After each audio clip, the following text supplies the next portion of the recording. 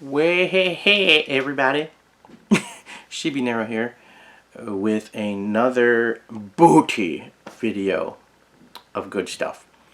My apologies for the delay in posting not only this video but the May edition of the booty video, because there are lingering things that eventually did come in this week which were part of the April video releases, and I wasn't going to film the entire video until that item arrived, and I thought for a long time it was lost, but it was found and it shipped to me, so I'm very, very happy in that regard. Still kind of a little bit PO'd, but I will talk about that when we get to it. It's the very last item in this video.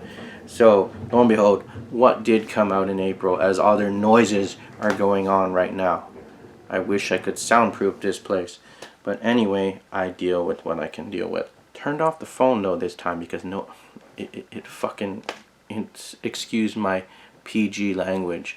But I hate interruptions. I hate them so much, especially since this is the 4th time I'm filming this fucking video. Okay, I think my rant is done.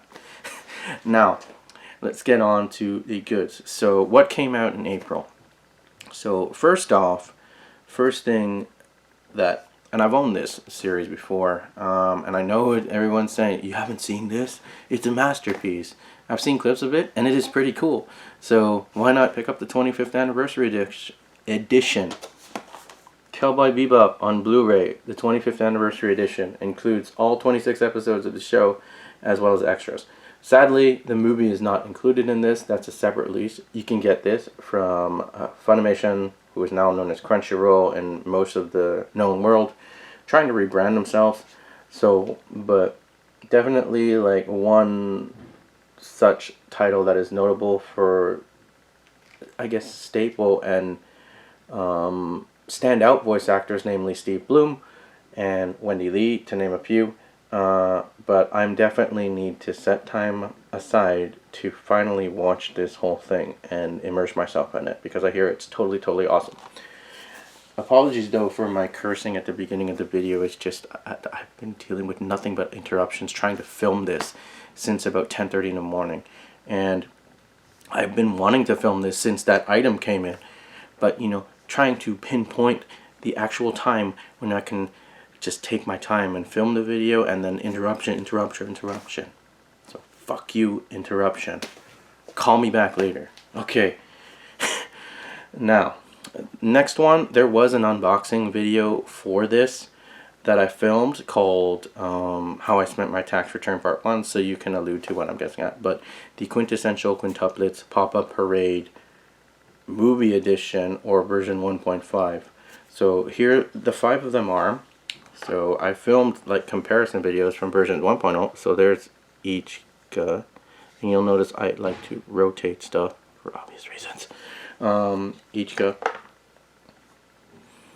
Nino, and Nino is probably the most different because in version 1.0 it's longer hair Nino, or season 1 Nino. But the noticeable difference between the 5 of them is that the eyes are definitely a lot more reminiscent of the anime, if you will, Miku. Yotsuba. This one I actually like the design of Yotsuba the best on these figures. And I initially missed out on the initial pre-order of that, but eventually though, they were available from Good Smile, as you could just buy it and they would ship it to you. Of course, you would run the risk of it being, they say, imperfect, but to me, like, it's as perfect as it could be. The only imperfect thing is that in storing my figures and cataloging everything, I do not have a box big enough to hold the box. And as you've seen in the unboxing video, the box is pretty long and big, as it just holds the plastic casing for each figure. Like, there's no box inside a box kind of thing. But we were at Anime North about 2 to 3 weeks ago, and I saw all those figures, like all 5 of them individually and the box set. Slightly more expensive though. So I'm actually glad that I picked that up when I did. Next one in line, this is a retro compilation of one of my favorite video game series, and that is, of course, it's a Mega Man title, and the Battle Network series, which includes Battle Network 1 to 6, including both versions of 3 to 6. So Battle Network 3 to 6 each had 2 versions, some with different enemies, some with different bosses, some with, I think, maybe even different battle chips. I'm not 100% sure. I've only actually beaten the first 3 when they were released on the Game Boy Advance. I used to own them all, but you know me, and selling stuff away. And then right now in the retro boom, it goes for quite a bit, like the actual original Game Boy Advance games, which I do not own anymore. But luckily, you know, with like, you know, how can I put this? Well, what Xbox does really well, something your legacy. Showcasing your legacy and preserving your legacy, I think, if you will. Like the whole backwards compatible thing with Game Pass. And I wish Nintendo would do that more with Switch Online and PlayStation with some of their older titles. But it's good that we have retro compilations like this. Most of the main Mega Man series have been now released in collection form, with the exception, I think, of Star Force, which they might do. There's apparently a Capcom showcase that is airing this week sometime, and maybe they'll showcase new games coming out from the company. Hopefully one of them is a new Mega Man game, because I think the last new Mega Man game we got was Mega Man 11 in 2018, and we haven't had any new Mega Man content from the other series for probably over a decade or more, so it would be nice to see some new Mega Man content. My only real downside with these legacy collections, at least most of them that were released up to this point, is that they say like the Classic Collection, the X Collection, and all that. And most of the numbered games, if not all the numbered games, are here. But the one-offs are not included. With the original, the Game Boy games are missing, as well as some of the Japanese-only exclusives. With the X Collection, Command Mission from the GameCube and PS2 era, as well as the Game Boy Color games, Extreme 1 and 2.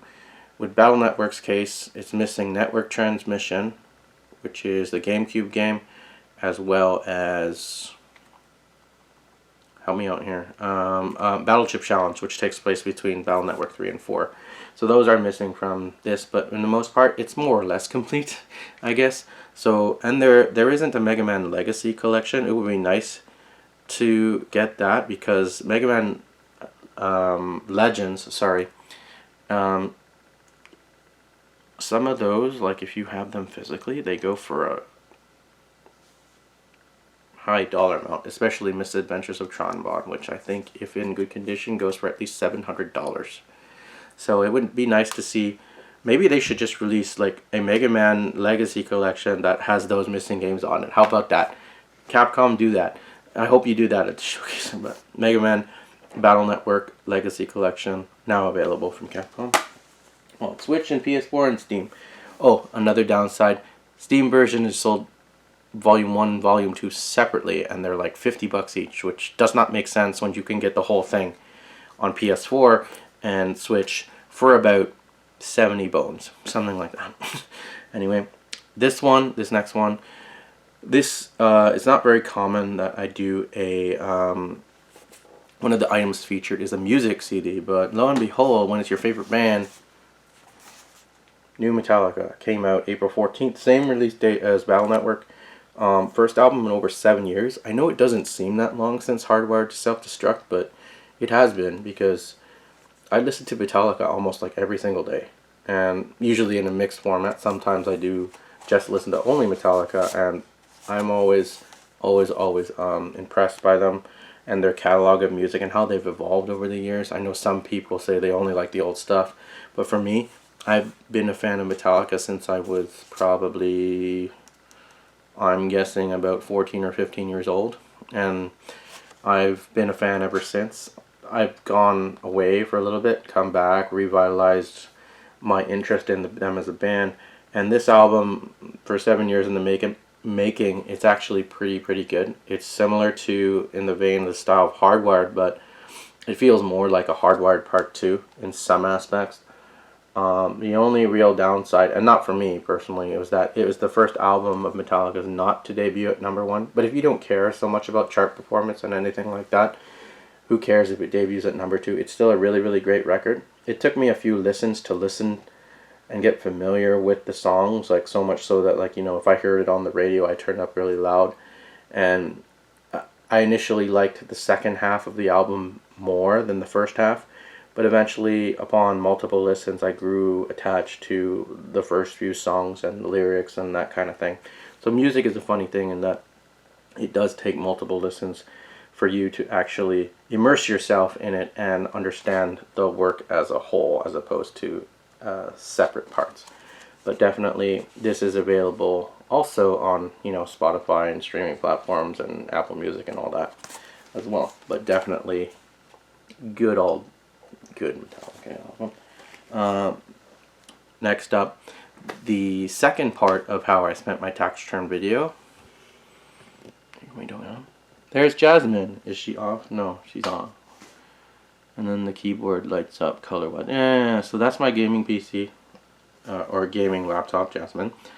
Mainly I got it to play the higher end Steam games, as I associate Steam with, you know, when I hear the word PC version, to me that's Steam. That's just downloading it. And even though I've kind of like gone away from the console, at least for PlayStation and Xbox, I consider myself an all-around gamer, and I probably will return now that some of these consoles are more easily accessible than they were like when they were released at the height of the pandemic.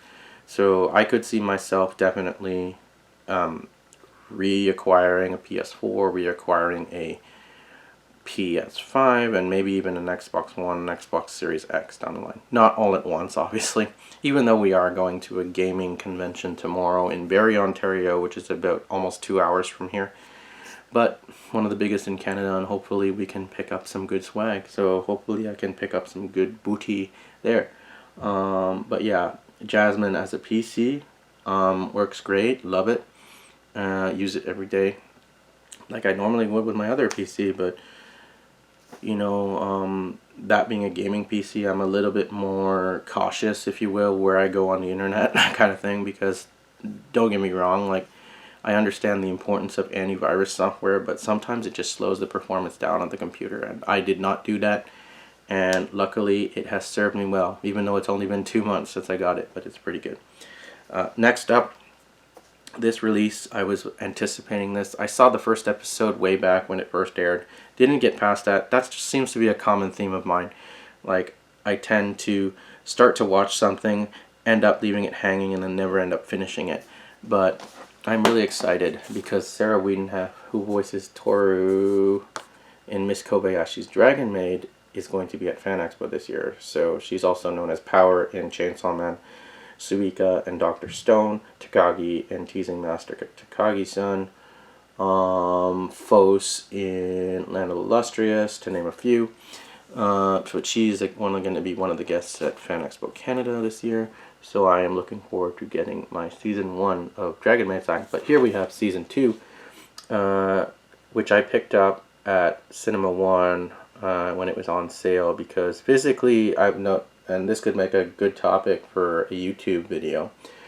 I do notice that with the rise of streams and digital media, whether that be games, movies, music, whatnot, physical releases are getting more expensive when they initially come out, and then when they don't sell as much, then sometimes they go down in price. But I'm just noticing that seems to be a occurring trend. Like, maybe companies are not investing so much in the physical anymore. It's all about the streaming platform and subscriptions and whatnot. I'm still actually waiting for an announcement for the physical copy of Quintessential Quintuplets movie, and that came out in theaters, at least in our neck of the woods, in December, and we saw it twice. We saw it in sub and dub, and then it recently, at the end of April, was added to the Crunchyroll catalog, so I can go watch it there if I want to. But for me, like, if you're a fan of something, you want to own a physical piece of that medium. And in my case, most things Quintessential Quintuplets are physical, like figures, as you just saw. And there's some stuff in in the May video which I will showcase to you, which is, you know, part of that. So definitely something, you know, to think about. Like, it's June now and we haven't had an announcement for a release of the movie. Plus we got like a new series coming. It's not an April Fool's joke, just to let you know. So yeah, I'm a little bit antsy. Like, I want an announcement so I can like put down a pre-order on that. So there's Kobayashi, and then obviously the lingering item that let's put it to you this way. Final Fantasy, big fan, favorite gaming series of all time, at least currently. Big fan of the original game. Pixel Remaster Collection was released on Steam. Partially why I went to Steam is so I could play the Pixel Remasters. And I did. I finished that. And then lo and behold, well, obviously back in December, as I have mentioned before, the physical release was stealth dropped, and it was exclusive to the Square store. And then it sold out within like 3 hours on both systems. But of course, PlayAsia eventually does release stuff in other regions, and this was no exception. Why the PS4 edition was canceled is beyond my understanding, especially since PS4 is still selling relatively well. But I was in the first wave, and I secured a Switch copy of it, but it arrived in Canada maybe like less than 10 days after it shipped from Singapore, which is when it's shipped, but there was no tracking information. So it sat here in the country somewhere, or port of entry, if you will, and I only got it like a few days ago. So here it is. The physical release of Final Fantasy Pixel Remaster. So it includes 1 to 6. The same game you would get on your mobile device, same game you would get on Steam, which I have completed, all 6 of them. And I double dipped because like I pre-ordered the digital version. So it's not like I didn't have a copy of the game when the initial release came out, which was April 19th, I believe. But this shipped on the 21st of April. It landed in Canada on April 30th, and I got it yesterday. And I was within like the first wave of people because like with their stock they were running, you know, okay, we'll ship this batch first and then we'll ship that batch. And I get that because it's a hot sought after item. But I was in the very first wave. Like the minute I knew about this via a YouTube channel I watch, I went to PlayAsia and secured a copy of it. I paid for it off my credit card and I still didn't have it. And then I waited for a month before I got it. And if you saw my Instagram post yesterday when I post this, you could people like I know who like me even comment and say, "Boy, you say the word fuck a lot." And who wouldn't if this is in limbo and you don't know where it is? And I was readily about to ask for my money back and hopefully find this at the con tomorrow, and that would be triple dip for this. But luckily it showed up, and I am relieved that it did. Still a little bit pissed off that, you know, that when you have a tracking number, it should tell you where the item is at all times, not just when it enters your country and then Canada Post takes after that. It should be all the way to the final destination of where it's supposed to show up, the delivery address. So, but if you're a fan of the Final Fantasy Pixel Remasters and you don't feel you need to get a physical release like I do, definitely get them on your eShop, on your PlayStation Store. Why Xbox was like singled out as not getting this, I do not know. It's kind of stupid. Like, gaming should all be encompassing, and I hate this whole thing about exclusivity on certain things. But you know, it's a business at the end of the day, which kind of sucks. And fuck you, Square Enix, for not releasing this to retail. I've said it more than once. I said on this video, I swore at the beginning of this video, YouTube's not going to take this down, but maybe if they will, I don't know. Maybe it won't even make it to the computer because obviously the original card got corrupted somehow, I don't know, but anyway, that's what happened, and that's why we don't have any unboxing videos for some of the stuff in the May video. But that has been the April booty video. And I didn't mean to go on a tangent. or get pissed, because I'm more or less in a good mood, but I just do not like when unplanned things happen and you have to redo this. I think this is the 4th time I'm filming this video, trying to film this video in one go today without being interrupted.